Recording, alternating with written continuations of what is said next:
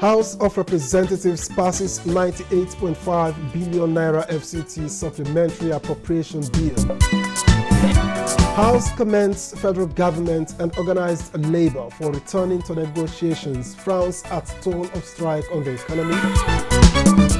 Plus, 1 year of the 10th National Assembly, House of Representatives in focus.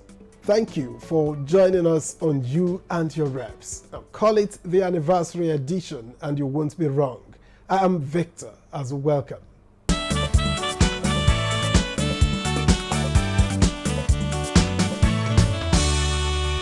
The House of Representatives has passed the Federal Capital Territory 2024 Supplementary Appropriation Bill of 98.5 billion naira, earmarked for capital expenditure only.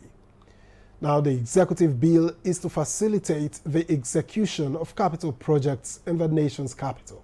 Chairman House Committee on FCT, Aliu Betara, presented the FCT supplementary appropriation at the Committee on Supply, where lawmakers passed the executive bill. To authorize the issue of the Federal Capital Territory Administration statutory revenue funds for the Federal Capital Territory Administration account, the sum of 98,500,000,000 only for the capital projects for the service of the Federal Capital Territory, Abuja. And approve clauses 1 to 5, which is the recommendation 1 to 5, the schedule, explanatory memorandum, and the long title of the bill. The House adopted a motion seeking investigation of the abandoned dredging of the Calabar Seaport. All the Minister of Transport to re-award the dredging of the seaport to a reputable company with a mandate to complete the project within a specified time frame. Also, all the Nigeria Port Authority to supervise the project and ensure a standard depth is established to enable large vessels to bet in line with the best global practice. Lawmakers expressed concern over slow development of renewable energy as an alternative in the power sector. In 2020, the federal government launched a 200 million renewable energy project tagged Nigeria Electrification Project. Investigates agencies associated with this investment, procurement and receipt of grant meant to develop renewable energy sector from 2015 to date. At the Committee of the Whole, the House considered and passed separate bills for the establishment of the Nigeria Correctional Service Trust Fund, as well as the North Central and Southwest Development Commissions.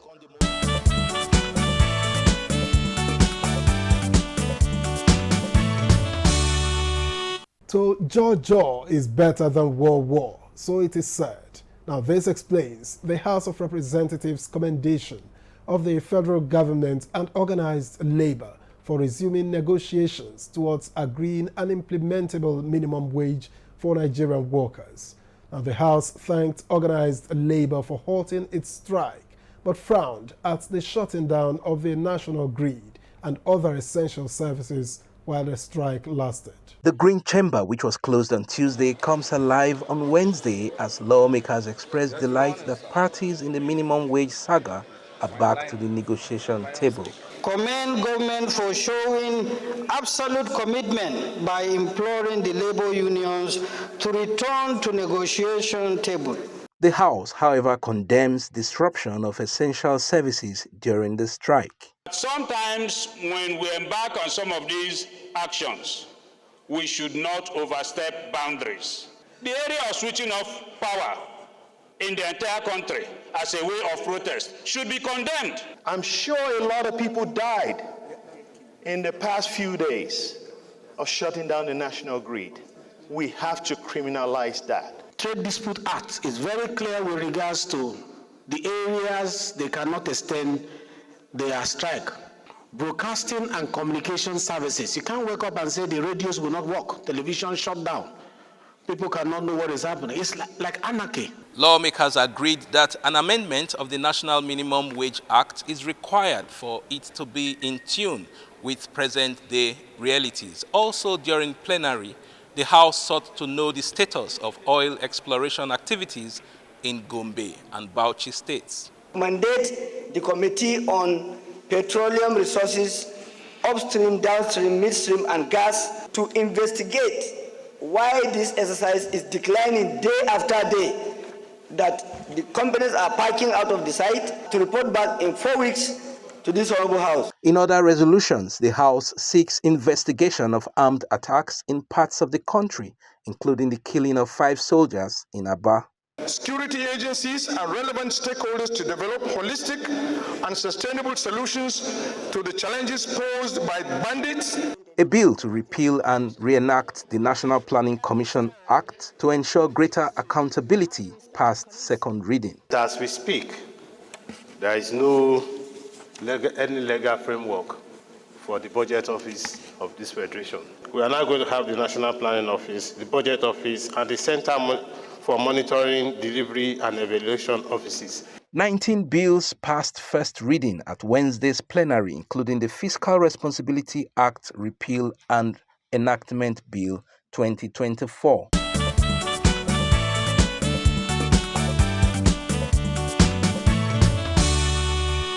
Meanwhile, the 10th House of Representatives is 1 year old on 13th June 2024, same date as the National Assembly was proclaimed last year. Now, you and your reps therefore speaks with the member representing AMAC, Bwari Federal Constituency of the FCT, Joshua Obika, on the journey so far.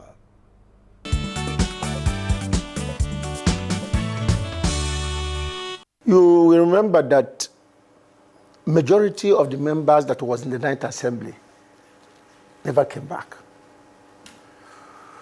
We have a high number, almost, I would say, 2/3 of the members in the House today are new members.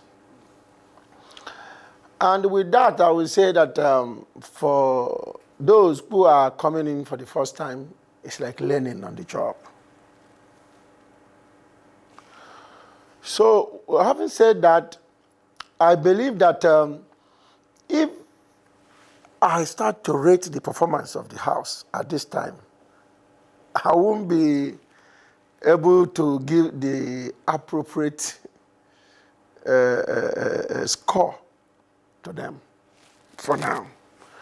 But being that a lot of us have now learned one thing or the other about the system, going forward this year, before the end of the year, I believe that a lot of improvement will be done from what it used to be as we got into the National Assembly. So I won't be quick to rate this, but at the same time, I must confess that what has been done is not to the expectations of Nigerians, and I agree to that. I agree to that. But I don't want, I plead that the Nigerians will not be in a haste to judge this House for now. Because going forward, it will be a different ballgame from my understanding. This House somehow also have been supportive of each other, members. When their fellow members bring issues that are burning issues, we all appear to have each other's back to make sure that the right things are done in our. If the different motions and the bills that this House has passed is implemented by the executive arm, I believe a lot would have been achieved by now.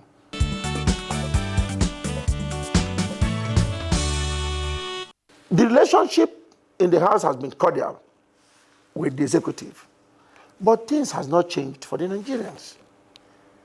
And going forward, people from our different constituencies are agitating that they want to see something different from what it used to be. Let me bring it down to my own federal constituency. When you talk about removal of subsidy now, we should be thinking that by now there will be a proper transportation master plan where there will be buses that will be picking people from different satellite towns and rural communities to the city center. We believe that by now there will be a lot of infrastructural development in our rural communities, not just in the center. I mean, our schools, our hospitals, things like that. That is what I'm expecting. For us in the National Assembly, we have already taken that side that local government autonomy is a must for security, for development of our country. If we don't bring governance at that level, then the common man in those rural communities there will never feel the impact of government.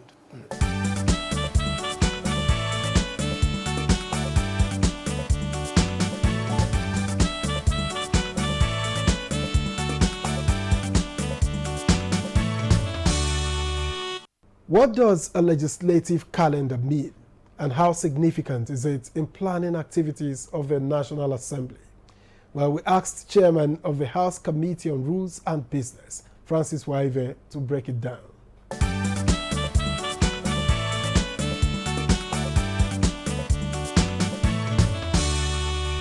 The legislative calendar of an assembly begins from the day the assembly is inaugurated.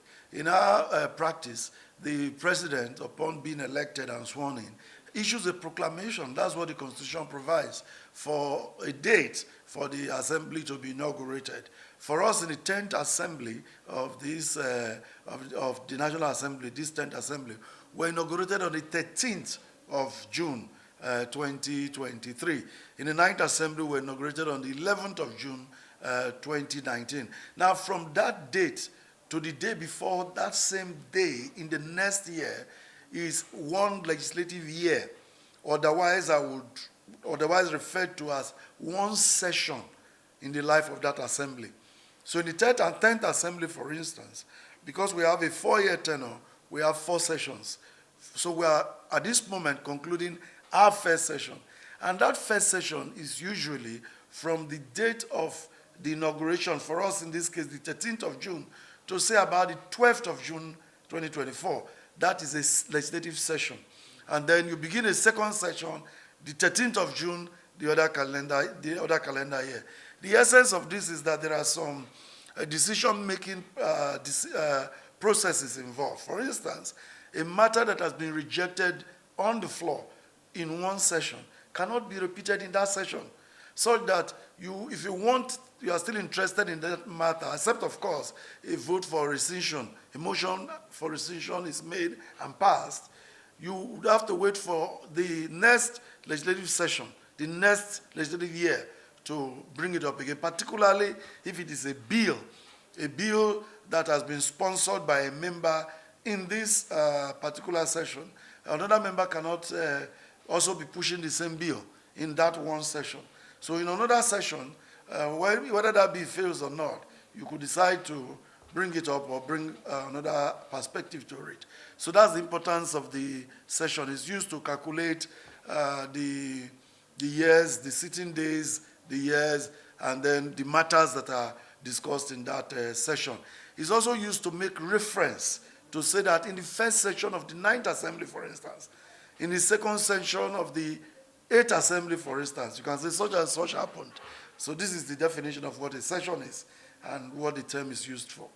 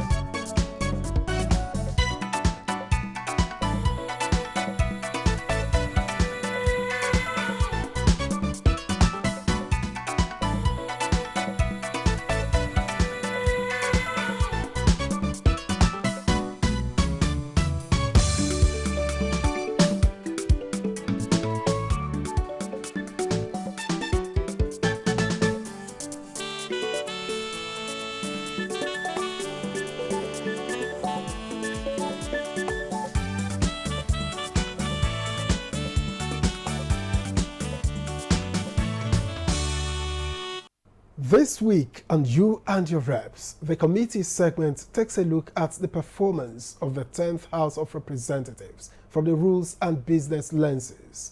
Now, chairman of the committee, Francis Waive, is our guide.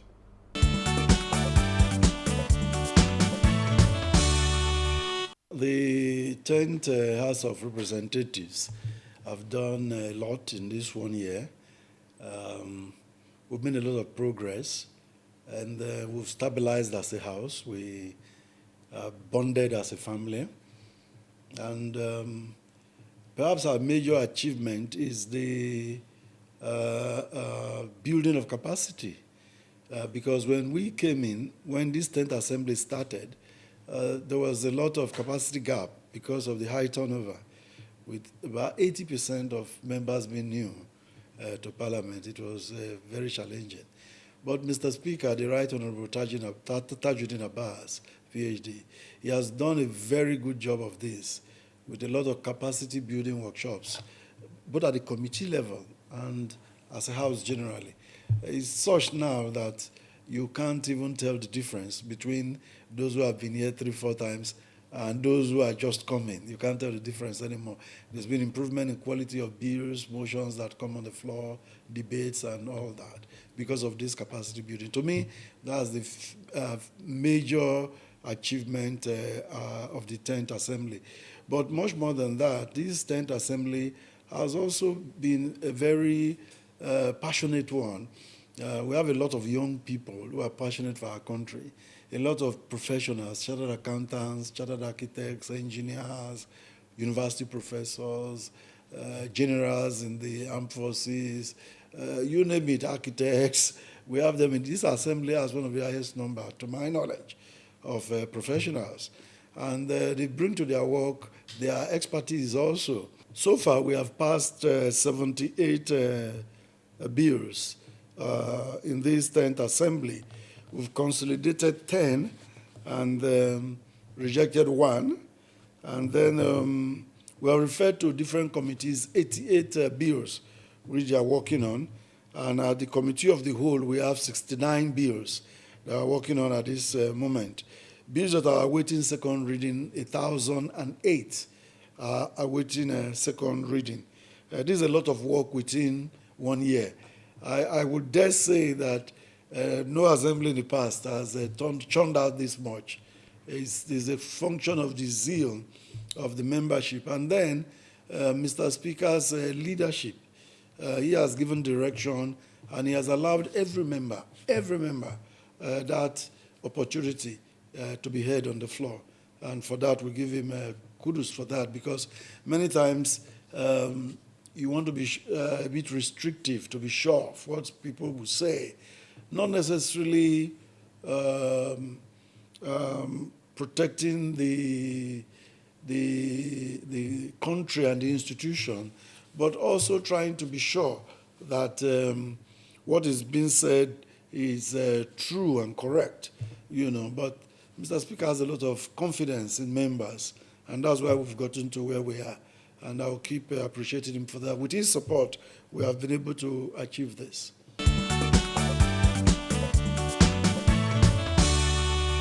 What our people expect and they think is that the legislature should always be in combat with the executive. So if you are not in combat, you are seen as not doing your job. You are seen as, some people even use the term rubber stamp, forgetting that rubber stamp is actually a legal term in some democracies around the world, where when decisions have been reached, the legislature is now supposed to approve of it. So in those democracies, the legislature is actually legally and appropriately a rubber stamp. But what we operate here is different. It's a presidential system, a separation of powers. But people mistake that to mean that we must always be in combat. But if you look at the American system, which is our model today, they're not always fighting. I think this idea came from the 8th Assembly, where we had a different party leading the National Assembly. And a combative attitude was put on display. But you will recall that that didn't benefit anybody. It didn't benefit our economy. There was a time when 6 months our budget has not been passed, and that's not good for economic planning or development. And you can go on and on.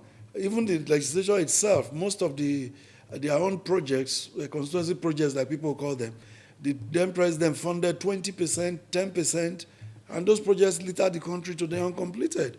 So it's not good for for the nation and for anybody for that matter, businesses, for that combative attitude. What is expected is for the legislature to be a check and balance in such a way that, take the budget for instance, the executive will bring in their proposal. We are to scrutinize, ask questions, and approve where we should approve, adjust where we should adjust. And that's exactly what we have done in this 10th assembly.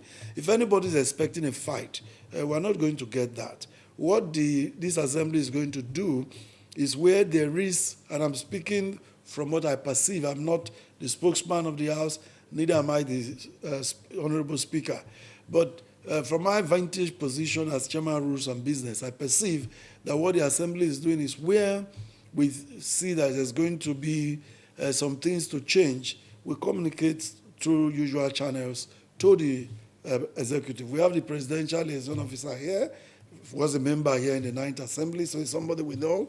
And you have even heard Mr. Speaker talk about living wage instead of minimum wage. So that conversation goes on. And with what this assembly is doing, you will find that at the end of the 10th assembly, this will be one of the most productive assembly in the history of our country. I think what Nigerians should even look at is the fact that we've had a listening executive. We've had a listening president. That is why it is looking so smooth. This is a president who has reversed decisions 2-3 times in the public domain. He's not ashamed to do that. Rather, he's a leader who leads from the front. So we're able to tell him that, Mr. President, this is the way Nigerians feel. This is the way we think it should go. And he's listened. I think that relationship should be applauded rather than being looked down upon. And if we continue like this, I believe after 4 years, Nigerians will know that we had a president who came prepared, and we have a National Assembly who knows what they're doing.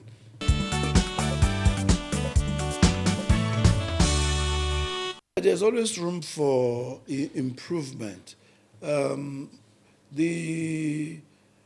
issues we are currently facing, the hardship in the country today, I believe there are better, innovative ways to face them. We know that we couldn't keep, for instance, the oil subsidy, fuel subsidy forever. It will just cripple us one day. We'll just run aground. So that decision needed to be taken, and we are in support of Mr. President.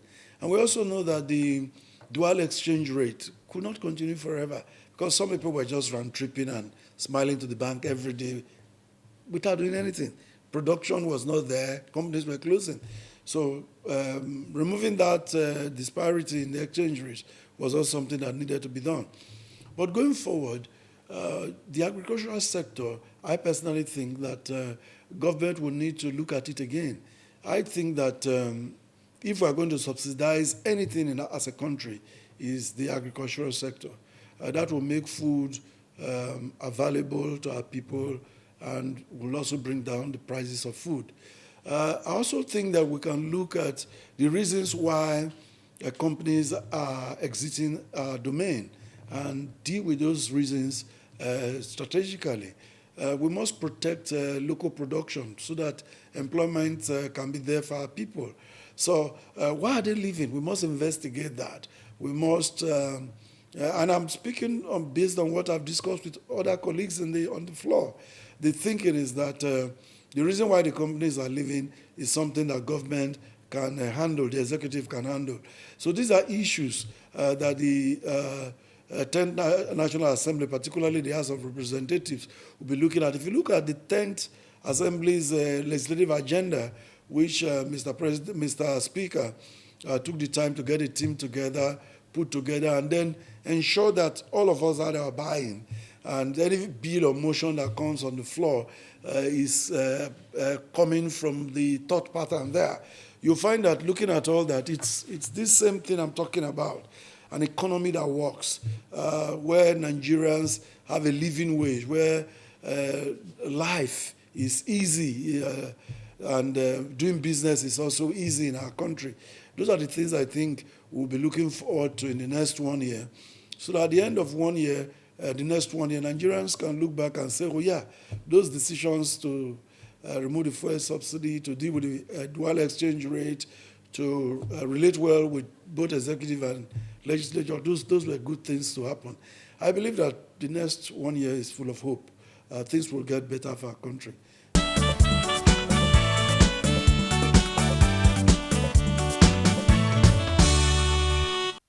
Now, you and your reps will be monitoring the progress of the 10th House of Representatives. And that's the program. Many thanks for watching. I'm Victor. I'll see you next time.